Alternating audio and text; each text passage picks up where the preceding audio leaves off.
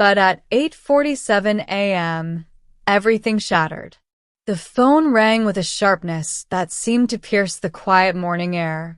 Marian wiped flour from her hands and reached for it, expecting perhaps her sister or someone from the church committee. "Marian, did you block my card?" Sabrina's voice came through like ice, cold, cutting, furious. "I'm standing at Nordstrom, and your son's card just got declined too. What kind of woman does that? Do you have any idea how embarrassing?" "Sabrina, I don't understand what you're—" "Of course you don't. You never understand anything that doesn't revolve around controlling Caleb." The line went dead. Marian stood frozen, the phone still pressed to her ear, her heart hammering against her ribs. She lowered the device slowly, staring at it as if it might offer some explanation. Block a card? What card? She hadn't touched anything belonging to Caleb or Sabrina. Her coffee sat cooling on the table, forgotten. Through the window, she could see Mrs. Henderson walking her terrier down the sidewalk, waving cheerfully. Everything outside looked normal, peaceful. Inside, Marian's world had just tilted off its axis. 10 minutes crawled by like hours. She tried calling Caleb, no answer. She tried Sabrina, straight to voicemail. Her hands trembled as she set down her phone and gripped the edge of the counter, trying to steady herself, trying to think. Then came the sound that made her blood run cold. Tires screeching. A car door slamming. Heavy footsteps pounding up her front walkway. The door burst open. She'd given Caleb a key when he turned 16, never imagining he'd use it like this. "Mom." "What the hell did you do to Sabrina?" Caleb stood in her doorway, 6 feet tall, face flushed scarlet with rage. He held his phone like a weapon, thrust out toward her as if it contained irrefutable evidence of her guilt. Marian took a step back, her throat tight. "Caleb, what are you?" She said you embarrassed her in public. You froze our card while she was shopping for a closet organizer. Do you have any idea what you've done? The kitchen that had always smelled of warmth and home, of those Sunday cinnamon rolls she'd been baking since he was 7 years old, suddenly felt suffocating. The sweetness in the air turned bitter. "Caleb." Her voice came out smaller than she intended. She cleared her throat, forced herself to stand straighter. "Do you even hear yourself? You're yelling at your mother over a credit card? This isn't about a credit card, Mom. This is about you trying to control my life, my marriage. Sabrina's right. You've never accepted her, and now you're—" "I haven't touched anyone's card. I don't even know what you're talking about." But he wasn't listening. His eyes were glazed with an anger that seemed to come from somewhere deeper, somewhere she couldn't reach. Without another word, he turned on his heel and stormed toward the door. "Caleb, please." The door slammed. The sound echoed through the house like a gunshot. Marian stood alone in her kitchen, surrounded by the remnants of a Sunday morning that would never be the same. Her hands shook. Her eyes burned with tears she refused to let fall. Imagine raising a child, teaching him right from wrong, watching him grow into a good man, only to have him storm into your home, defending someone who's turned him into a stranger. Would you keep silent, or would you fight back? Subscribe now, because what happens next will leave you breathless. Her phone buzzed on the counter. She picked it up with numb fingers. A text message. From Sabrina. "You'll regret this. Don't mess with what's ours."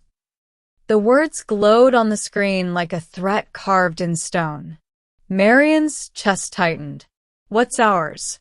What did that even mean? She moved to the window, watching Caleb's car disappear down Maple Street. But as her eyes tracked his departure, something else caught her attention. A black sedan. Parked across the street, engine running.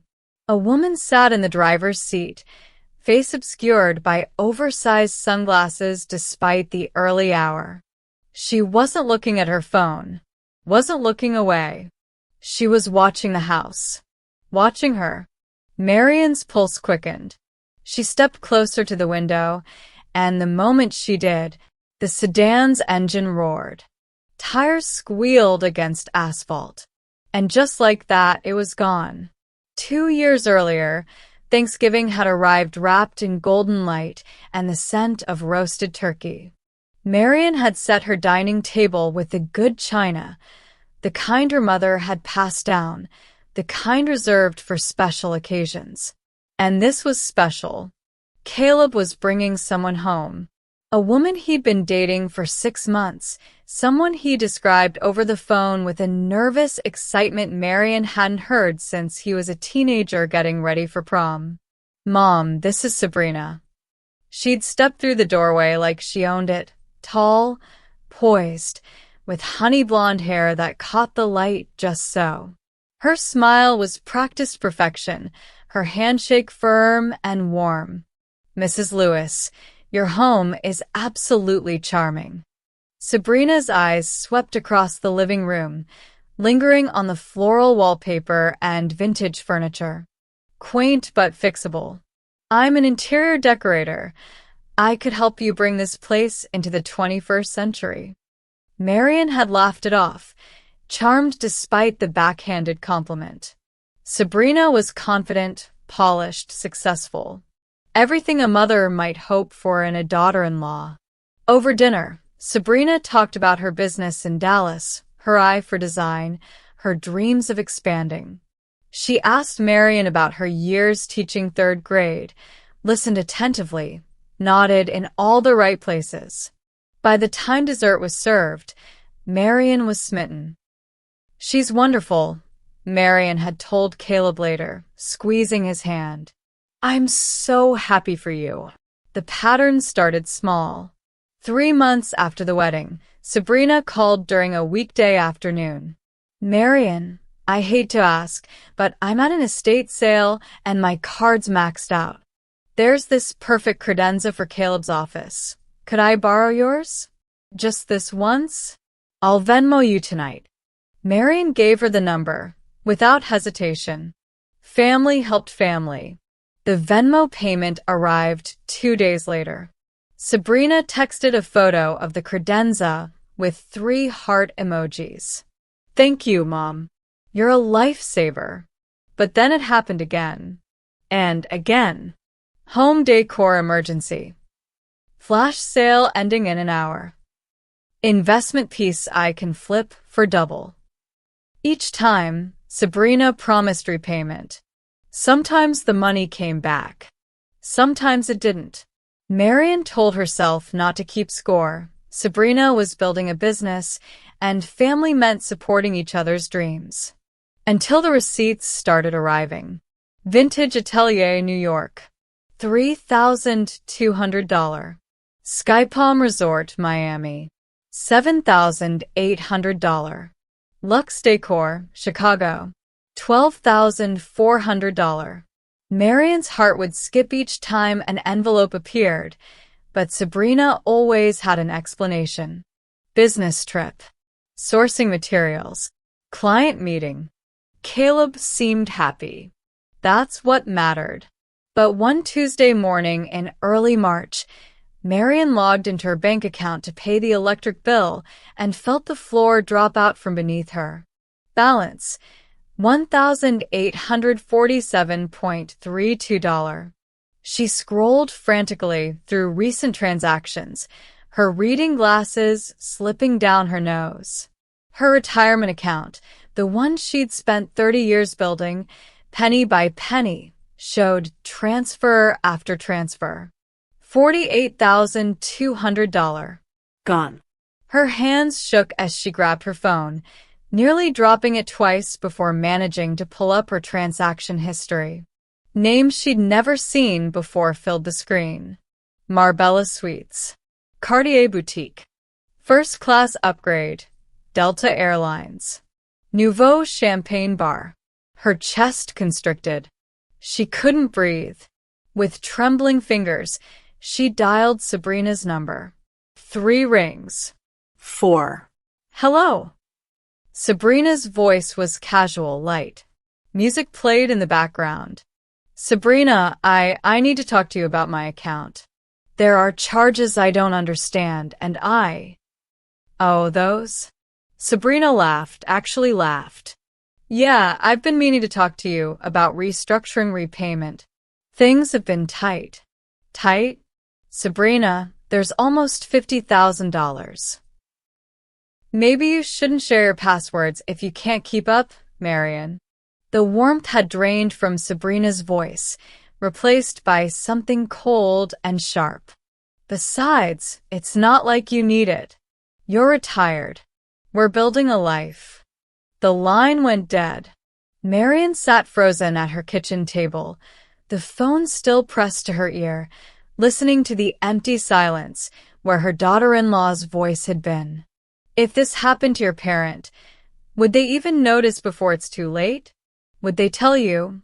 Or would shame keep them silent? Subscribe now, because what Marion discovers next will change everything. Marion didn't sleep after that phone call.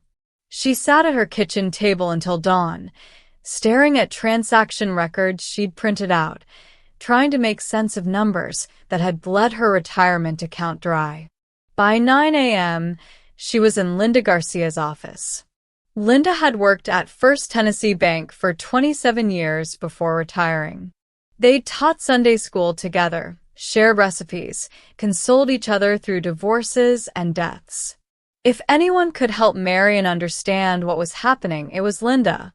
Let me see what I can find, Linda said, adjusting her reading glasses as she typed Sabrina's name into her laptop. She still had access to certain databases, professional courtesy from her former colleagues. The screen loaded. Linda's fingers stopped moving across the keyboard. Marion, her voice had changed. Are you sure her last name is Lewis? She married Caleb. Of course it's. Because the system shows Sabrina Cole. And there are multiple variations. Sabrina Cole Martinez. Sabrina C. Reynolds. Sabrina Colhayes. Marion's throat went dry. What does that mean? Linda clicked through several screens, her expression darkening with each one. It means your daughter-in-law has used at least 4 different names in the past 6 years. She turned the laptop around. And look at this. Purchase records. Not for home decor. 4 luxury furniture bought wholesale, then resold through online storefronts with names like Prestige Home Gallery and Luxe Living Imports. Refund accounts traced back to multiple LLCs, all registered to variations of Sabrina's name. She's not redecorating homes, Marion. Linda's voice was barely a whisper. She's running a resale operation. Possibly fraud. The room tilted. Marion gripped the edge of Linda's desk. I need to call Caleb. No. Linda's hand closed over hers. Not yet. Let me make a call first. That evening, as Marion paced her living room rehearsing what she'd say to her son, her doorbell rang. The man on her porch wore plain clothes, khakis, and a button-down shirt, but his posture screamed law enforcement. He held up a badge. Mrs. Lewis? Detective Grant Hollister, Austin Police Department, Cyber Crimes Division. May I come in? Marion's legs nearly gave out. She stepped aside, letting him enter. Austin? What does Austin have to do with Sabrina Cole? He said the name like it tasted bitter. Your daughter-in-law is under active investigation for elder-targeted financial crimes. We've been tracking her for 18 months. Marion sank onto her couch. Elder-targeted. She befriends older women, sometimes through their sons, sometimes through church groups, sometimes through volunteer organizations. gains their trust, gains access to their accounts. Hollister pulled out a tablet, swiped through photos. We've identified at least 7 victims across 3 states. Total losses exceed $400,000. The room spun. Marion pressed her palm against her forehead. Mrs. Lewis, I need you to listen carefully. Hollister leaned forward, his voice firm but not unkind. If Sabrina contacts you again, do not confront her. Don't let her know what you've discovered. She's more dangerous than she looks. We believe she's working with at least 2 other individuals. My son, Caleb, doesn't know. He can't know about this. We'll need to interview him eventually. But right now, your safety is what matters. He handed her a card. Call me immediately if anything unusual happens. Anything at all. After Hollister left, Marion sat in the dark, curtains drawn, listening to every creak of her old house. The wind rattled the window panes. Shadows moved across the walls. Her heart wouldn't slow down, wouldn't settle into anything resembling a normal rhythm. She didn't sleep. At 6:47 a.m., when the first light of dawn crept through her windows, she shuffled toward the kitchen to make coffee. Something white caught her eye. An envelope slid under her front door. Her hands trembled as she picked it up, already knowing that whatever was inside would be bad. She tore it open. Her bank statement. The one showing the missing $48,200. Transactions circled in red ink like wounds. And a note, handwritten in elegant script. You shouldn't have looked. The envelope slipped from Marion's fingers and fluttered to the floor. Someone had been watching. Someone knew exactly what she'd discovered. And they'd been at her door while she slept. 3 days after the envelope appeared under her door, Caleb returned. This time he didn't storm in. He walked through the door Marion had left unlocked. She'd been too afraid to sleep, too exhausted to remember basic security, and found her at the kitchen table, surrounded by papers and cold coffee. We need to talk. His voice was hard, controlled. Angrier than the shouting had been. Marion looked up, her eyes red-rimmed. Caleb, please listen to me. No. You listen. He dropped his phone on the table between them. Sabrina told me everything. How you've been trying to ruin our marriage from day one. How you made up lies about her stealing from you because you can't stand that I chose someone over you. Each word landed like a physical blow. Marion felt the room tilt. That's not. Caleb, that's not true. I have proof. Proof? You have jealousy. You have an obsession with controlling my life. His hands were shaking. Do you know what she's been going through because of you? The stress? The humiliation? The detective came here. From Austin. She's under investigation. Stop. Caleb's voice cracked. Just stop lying. Marion's vision blurred. Her chest constricted. The edges of the kitchen went dark, and she gripped the table to keep from falling. Mom. Caleb's anger faltered. Mom, are you? I'm fine. But her voice was barely a whisper. She wasn't fine. Nothing was fine. Then, through the fog of her panic, a memory surfaced. The answering machine. Her old-fashioned landline with the tape recorder she'd kept despite Caleb's protests. Mom, nobody uses those anymore. But she'd kept it because it was reliable, because it reminded her of simpler times. And last Tuesday, when Sabrina had stopped by claiming she needed to grab a file from Caleb's old room, Marion had been in the garden. The machine had been recording. Wait. Marion stood on unsteady legs and moved to the counter where the answering machine sat. Her fingers fumbled with the buttons. Mom, what are you? Just listen. She pressed play. Static. The sound of her own voice leaving the room. I'll be right back. Dear, the tomatoes need watering. A door closing. Silence. Then Sabrina's voice, crystal clear. Yeah, I've got her routing info now. The old bat keeps everything written down in that ridiculous address book. A pause. She was on the phone. She's too naive to notice. Once I drain the account completely, we're off to Phoenix. Caleb won't even know until it's done. I'll tell him she gave it to me as a gift. He believes anything I say. Laughter. Cold, sharp laughter. He's useful, I'll give him that. Good credit, steady income, and a mother stupid enough to hand over her life savings. We'll be set for at least 2 years. The recording clicked off. The kitchen was silent. Caleb stood frozen, his face drained of color. His mouth opened, closed. No sound came out. Caleb. Marian's voice broke. She. He staggered backward, hitting the wall. She used me. His knees buckled. He slid down to the floor, his hands covering his face.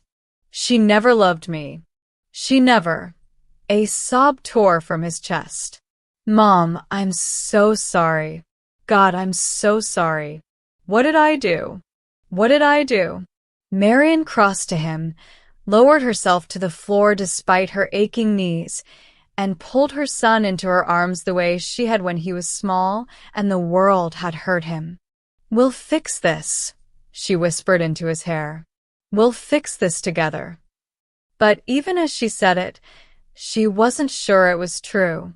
That night, while Caleb slept fitfully on her couch, Marian's phone rang. Detective Hollister. His voice was tight. Mrs. Lewis, Sabrina's gone. Her car was found abandoned at a rest stop off I-40, 30 miles outside Memphis. No sign of her. No activity on her phone or credit cards. Marian's blood went cold. What does that mean? It means she knows we're closing in. She's either running or... A text message buzzed through, interrupting the call. Unknown number. Marian's hands shook as she opened it. You still think I'm gone? Check your husband's old files. Her husband. James. Dead for 12 years. What files? 3 weeks passed in a haze of police interviews, frozen bank accounts, and sleepless nights. Caleb had moved back home temporarily, unable to face the apartment he'd shared with Sabrina. He barely spoke, barely ate. Marian watched her son become a ghost, haunting the rooms of his childhood while trying to piece together what had been real and what had been performance. The investigation had gone cold. Sabrina had vanished like smoke until the package arrived. It came on a Thursday afternoon, left on the porch with no postage, no return address. Just Marian's name written in elegant script across brown paper wrapping. Her hands trembled as she carried it inside. Caleb was at work, his first day back, an attempt at normalcy that felt more like pretending. She cut through the tape with kitchen scissors. Inside, nestled in tissue paper, was a gold watch.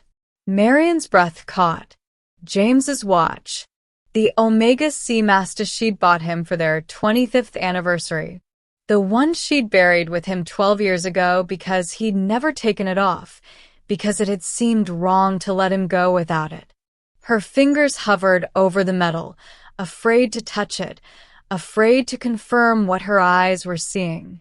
Beneath the watch lay a slip of paper. A pawn ticket. Desert Sky Pawn Shop, Phoenix, Arizona. Item: men's gold watch, Omega. Name: Marian Lewis. Date: March 14th, 2025. The room spun. Marian gripped the edge of the table. Someone had dug up her husband's grave. Someone had stolen his watch, pawned it in her name, and sent it back to her like a trophy. Her phone rang, making her jump. Detective Hollister. Mrs. Lewis. His voice was strained. We found her. Where? Phoenix. She was using a storage unit registered to one of her aliases. We recovered stolen property from 6 other victims, including jewelry, documents, and he paused. Mrs. Lewis, there's something else. Something you need to know. Marion's heart hammered. What? Her legal name isn't Sabrina Cole. She filed for a name change 8 years ago in Dallas County. Before that, her birth certificate shows her name as Sabrina Marie Lewis. The watch slipped from Marion's fingers and clattered onto the table. Lewis, she repeated numbly. We're still investigating the connection, but given the targeted nature of her crimes against you, we believe she may have known your husband. Or known of him. Did James ever mention? No. The word came out sharp, defensive. James never, he wouldn't have. But even as she said it, fragments of memory surfaced.